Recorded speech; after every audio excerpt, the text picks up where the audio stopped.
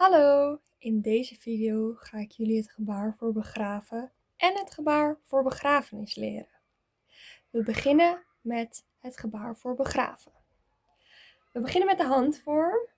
Je houdt je handen, je vingers dicht tegen elkaar aan en je duim iets verder van je andere vingers. Dat doe je met beide handen.